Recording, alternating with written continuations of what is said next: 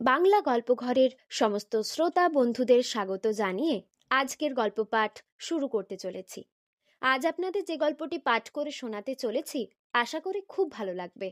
তাহলে প্রথম থেকে শেষ পর্যন্ত শুনতে থাকুন। শুরু করছি আজকের গল্প পাঠ। সুনীল গঙ্গোপাধ্যায়ের লেখা অদৃশ্য বাঁশি। আমি জীবনে ৩ বার সেই বাঁশি শুনেছি। সুন্দর মিষ্টি সেই বাঁশির সুর শুনলে আমার চোখে একটা ছবি ভেসে ওঠে। একটা ১৪-১৫ বছরের রাখাল ছেলে একটা মোষের পিঠে চড়ে বাঁশি বাজাচ্ছে। ক্যালেন্ডারে কৃষ্ণের যেমন ছবি থাকে তেমন কিন্তু নয়। সে কৃষ্ণ বাঁশি বাজায় গাছতলায় বসে। মোষের পিঠে চাপা কৃষ্ণর কোনো ছবি আমি দেখিনি, কিন্তু বিহারে বেশ কয়েকবার দেখেছি রাখাল ছেলেরা মোষের পিঠে চেপে দুলতে দুলতে যায়, কিন্তু তাদের কারোর হাতে বাঁশি থাকে না। প্রথমবার শুনেছিলাম মধ্যপ্রদেশে বস্তারের জঙ্গলে। আমি আর আমার বন্ধু শক্তি হেঁটে হেঁটে যাচ্ছিলাম মুড়িয়া ঘাটের দিকে। দিনের বেলা, শীতকালের পরিষ্কার আকাশ, খুব বেশি শীত নেই, গায়ে রোদের ছোঁয়া লাগলে আরাম হয়। জঙ্গলটা বেশ পরিষ্কার, বড় বড় গাছ, কিন্তু ঝোপঝাড় বিশেষ নেই। অনেক দূর পর্যন্ত দেখা যায় সুরকি বেছানো লাল রঙের রাস্তা। রায়পুরের থানা দারোগা বলে দিয়েছিলেন, এই জঙ্গলে ভয়ের কিছু নেই, ছোটখাটো ভাল্লুক বেরোয় মাঝে মাঝে, তাও দিনের বেলা, তাদের দেখাই যায় না। মাত্র ৬.৫ মাইল রাস্তা, হেঁটে যেতে বড়জোর ২ ঘন্টা লাগবে। ১ ঘন্টার মতন হেঁটেছি। সেখানটায় জঙ্গল বেশ ঘন, মানুষজন কিছু নেই, কোনো শব্দও নেই। হঠাৎ শুনতে পেলাম একটা বাঁশির সুর। শুনে মনে হলো জঙ্গলে অনেকে গরু মোষ চড়াতে আসে নিশ্চয়ই, কোনো রাখাল ছেলে আপন মনে হয়তো বাঁশি বাজাচ্ছে। এদিক ওদিক তাকিয়ে কোনো গরু মোষ দেখা গেল না, অথচ বাঁশির আওয়াজটা বেশ কাছেই। শক্তিকে জিজ্ঞেস করলাম, কোথায় বাঁশি বাজছে বলতো? শক্তি বলল, বাঁশি? কোথায় বাঁশি? আমি বললুম, একটু মন দিয়ে শোন না। শক্তি চোখ কুঁচকে মাথাটা একটু হেলিয়ে থেকে একটু পরে বলল, ধুত, কিচ্ছু শুনতে পাচ্ছি না তো। আশ্চর্য ব্যাপার, শক্তি শুনছে না, অথচ আমি শুনতে পাচ্ছি স্পষ্ট। শুধু তাই নয়, সুরটা যেন চম্বুকের মতন টানছে। শক্তি এগোতেই আমি তার হাত ধরে টেনে বললাম, দাঁড়াও, পুরোটা শুনে যায়। শক্তি বলল, আরে পাগল হলে নাকি? গাছের পাতায় বাতাসের সরসর শব্দ হচ্ছে, তুমি তাই শুনে ভাবছো? আমি শুধু বাঁশি শুনছি না, কল্পনায় দেখতেও পাচ্ছি মোষের পিঠে চেপে একটি কিশোর বাঁশি বাজাচ্ছে তন্ময় হয়ে। শক্তির সঙ্গে আমার ঝগড়া হওয়ার উপক্রম। শক্তি এগোবেই আমি বসে পড়লাম রাস্তার ধারে একটা পাথরের ওপর। একটু কাছে চেঁচামেচি গোলমাল শুনে চমকে উঠলাম। কয়েকজন উল্টো দিক থেকে ছুটতে ছুটতে আসছে। তাদের চিৎকার শুনে মনে হয় কোনো কারণে ভয় পেয়েছে খুব। কাছে আসতেই দেখা গেল তাদের মধ্যে একজনের সারা গায়ে রক্ত, তাকে অন্যরা কোলে করে আনছে। আমাদের দেখে তারা বলল, ভাগো ভাগো। কি হয়েছে, কি হয়েছে? তাদের বেশি কথা বলার সময় নেই, লোকটিকে এক্ষুনি হাসপাতালে নিয়ে যেতে হবে।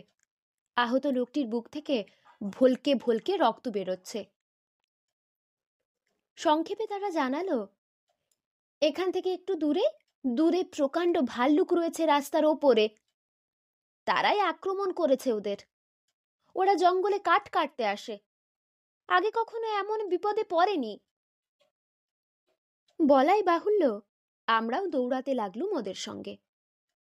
রায়পুরের দারোগাটি আমাদের ভুল বুঝিয়েছিল। যে জঙ্গলে ছোট ছোট ভাল্লুক আছে সেখানে কি বড় ভাল্লুক থাকতে পারে না? আর তারা শুধু রাত্রিরেই বেরোবে, দিনের বেলা বেরোবে না, এমন কি কথা দিয়েছে কারোর কাছে?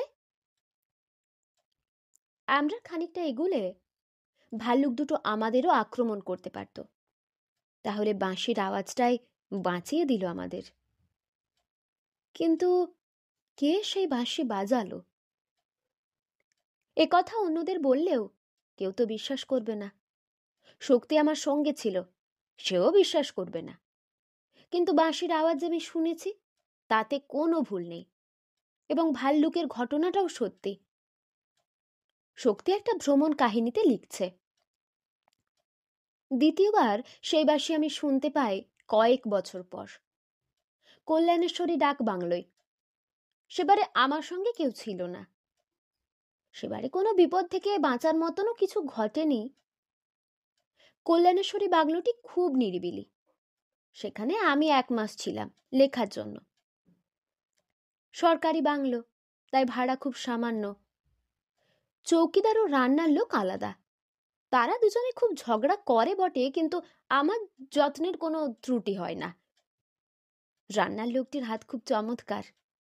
এখানে নানান রকমের মদ পাওয়া যায়, আর পাঁঠার মাংসের স্বাদও কলকাতার চেয়ে অনেক ভালো।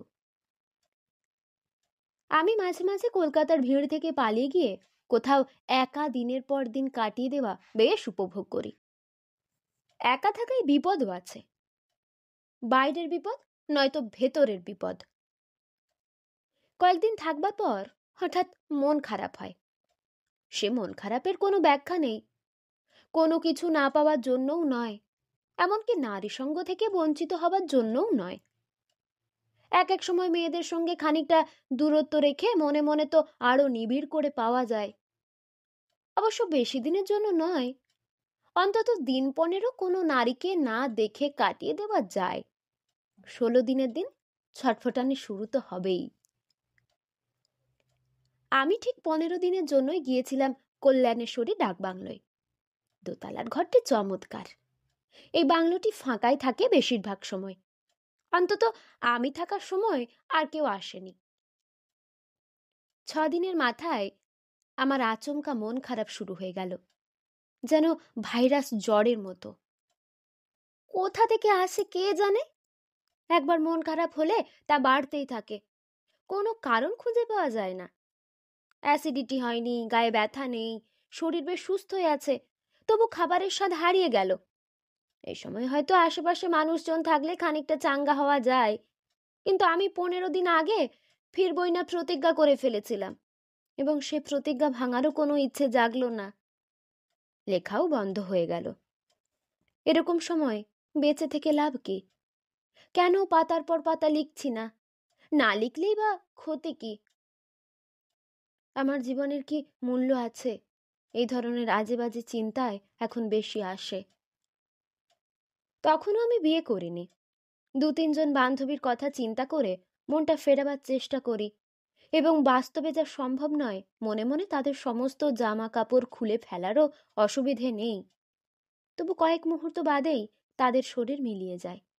কে না কে আমাকে কিছুটা বিদ্রূপ করেছে, আমার চেয়ে অন্য কাজের প্রতি বেশি মনোযোগ দিয়েছে। সেসব কথা ও দৃশ্য উঠে আসে মনের ভেতর থেকে। শেষ পর্যন্ত এমনই অবস্থা হলো, লিখতে তো ইচ্ছে করেই না, বরং যে যে কয়েক পাতা লিখেছি তাও ছিঁড়ে ফেলতে হয়। দুপুরবেলা চিত হয়ে শুয়ে যায়, ঘুমও আসে না। এরকম ভাবে 1 দিন, 2 দিন, 3 দিন কেটে যাওয়ার পর যখন আমি মন খারাপের একেবারে শেষ সীমায় নেমে গেছি, তখনও বেজে উঠল সেই বাঁশি। ধরফর করে বিছানা ছেড়ে নেমে এসে দাঁড়ালাম জানালার কাছে। সামনে অনেকখানি ফাঁকা মাঠ, ঝোপঝাড়, ঘাসে ভরা। বড় গাছ নেই। অন্যদিন এখানে গরু মোষ চড়তে দেখেছি। আজও কয়েকটা গরু মোষ রয়েছে ইতস্তত, কিন্তু কোনো রাখালকে দেখা যাচ্ছে না।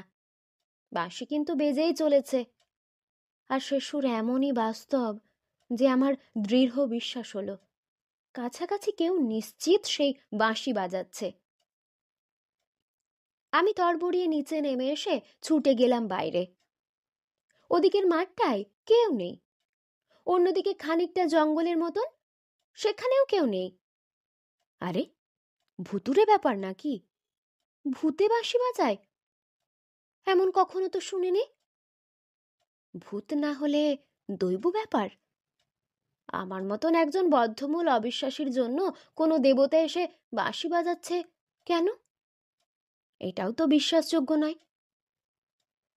বাঁশির আওয়াজ বেশ মৃদু আর সুমধুর। মিনিট দশেক পরে যেন হাওয়ায় মিশিয়ে গেল। তারপর সারা বিকেল সেই বাঁশির কথা ভাবতে ভাবতেই আমার অনেক সময় কেটে গেল।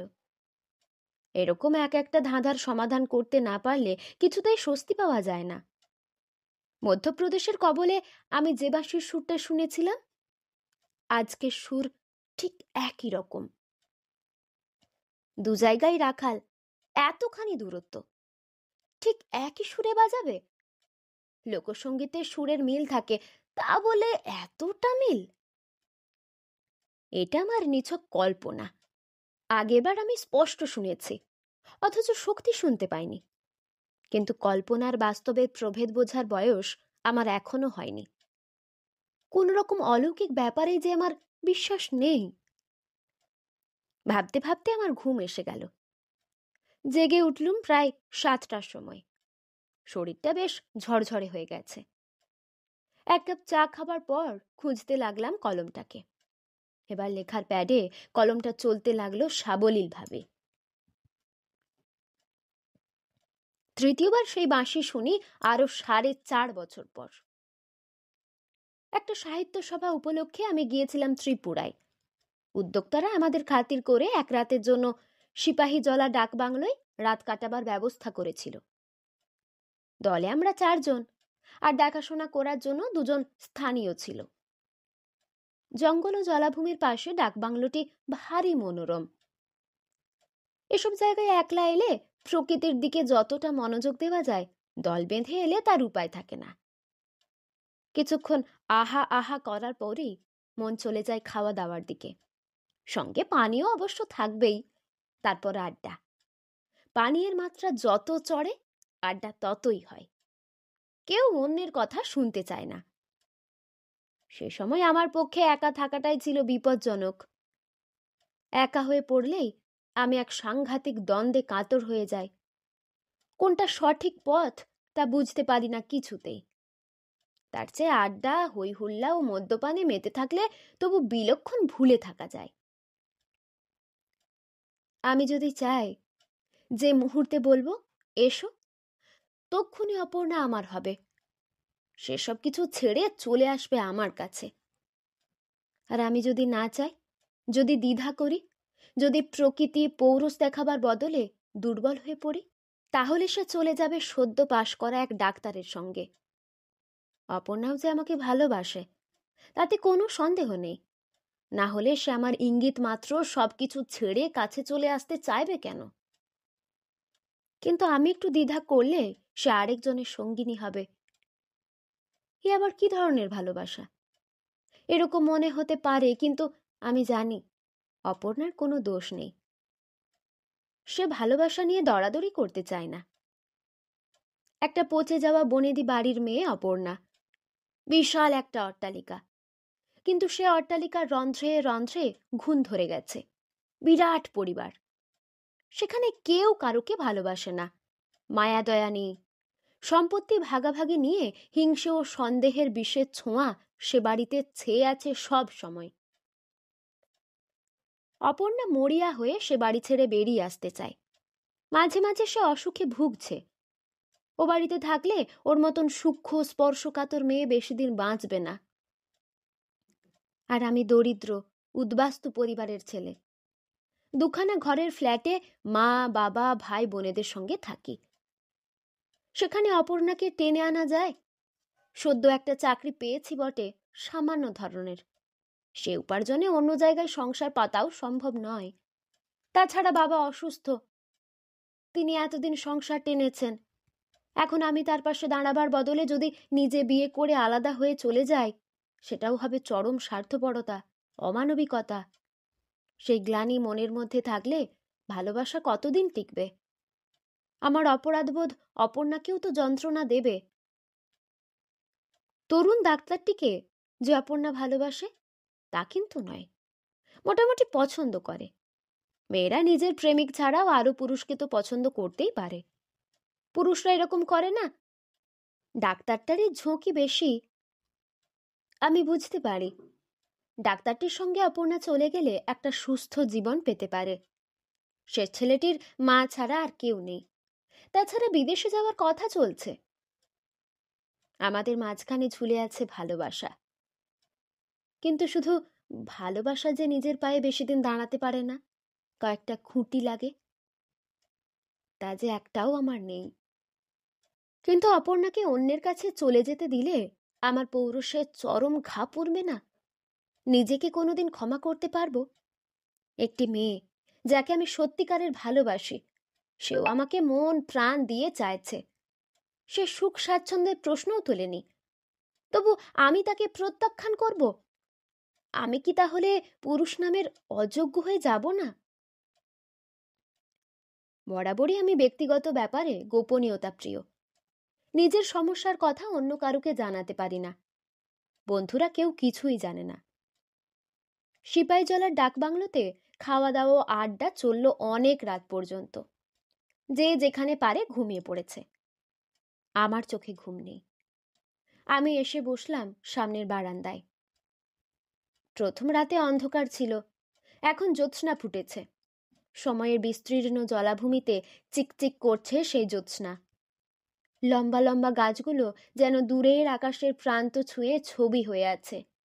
এদিক ওদিক উড়ছে জোনাকি। আমি সেদিকে তাকিয়ে আছি বটে, কিন্তু দেখছি না। চোখের সামনে ভেসে উঠছে অপর্ণার মুখ। ত্রিপুরায় আসবার আগে অপর্ণার সঙ্গে যখন আমার দেখা হয়েছিল, তখন সে কাঁদছিল নিঃশব্দে। এখনো দেখতে পাচ্ছি তার সেই কান্না ভরা মুখ। সেই মুখ যেন একটা প্রশ্ন চিহ্ন, কিন্তু উত্তর দিতে পারছি না আমি। তখনই বেজে উঠল সেই বাঁশি, সেই একই সুর। এবার আর খোঁজাখুঁজির জন্য ব্যস্ত হলাম না। জানি খুঁজে লাভ নেই। এই 4.5 বছরের মধ্যে এই বাঁশির কথা অনেকবার ভেবেছি। এর মধ্যেও 2-3 বার সংকট এসেছে আমার জীবনে, তখন কিন্তু বাঁশি শুনিনি। আমার প্রয়োজন বা ইচ্ছে মতন এ বাঁশি বাজবে না। যখন বাজবার, তখন এমনি বাজবে এই বাঁশি। এর জন্য সারা জীবন অপেক্ষা করে থাকতে হবে। মন দিয়ে শুনলাম সেই সুর। এবারও কিছুক্ষণ পর হঠাৎ থেমে গেল। আমি আপন মনে ফিসফিস করে বললাম, অপর্ণা, তুমি ডাক্তারটির সঙ্গে চলে যেও। আমি মুছে যাব তোমার জীবন থেকে। যাকে ভালোবাসি তাকে দুঃখ কষ্টের মধ্যে টেনে আনার বদলে তাকে সুস্থ ও সুখী দেখতে আমি চাইবো না? তাতে অপর্ণা এবং সারা পৃথিবীর মানুষ আমাকে কাপুরুষ কিংবা নপুংসক যাই ভাবুক। সেই বাঁশির রহস্যের খানিকটা সমাধানের ইঙ্গিত পেয়েছিলাম একবার, পুরোটা নয়, একটুখানি। যেন একটা বিশাল কালো পর্দা হঠাৎ সামান্য ফাঁক হয়ে আবার ওদিকে দৃশ্য ঢেকে দিল।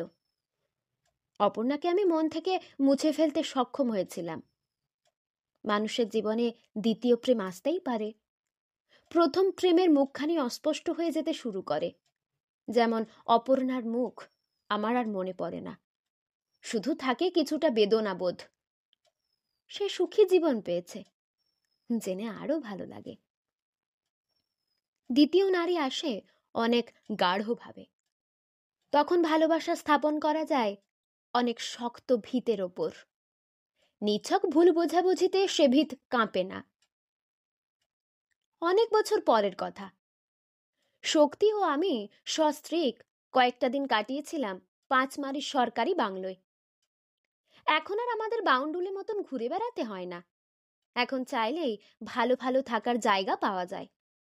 আমন্ত্রণকারীরা গাড়ি দেয়। এখানে শুধুই বিশ্রাম, বেশি ভিড় নেই, মাত্র 4 জন।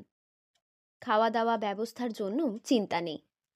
রাত্রিতে খাওয়ার পরও কিছুক্ষণ গল্প হয় বারান্দায় বসে। আমাদের স্ত্রী দুজন একসময় ঘুমোতে যায়। শক্তিও আমি আর কিছুক্ষণ বসে প্রায় নিঃশব্দেই থাকি। সেদিন শক্তিকে সারাদিনই অন্যমনস্ক মনে হচ্ছে। মাঝে মাঝে ঝিলিক দিয়ে গেছে বিষণ্ণতা। যখনই ও লিখতে পারে না, তখনই ওর এমন হয়। একসময় শক্তি বলল, এখানে কে বেহালা বাজায় বলো তো? আমি বললাম, বেহালা?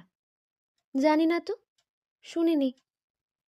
শক্তি অবাক হয়ে বলল, শুনতে পাচ্ছ না?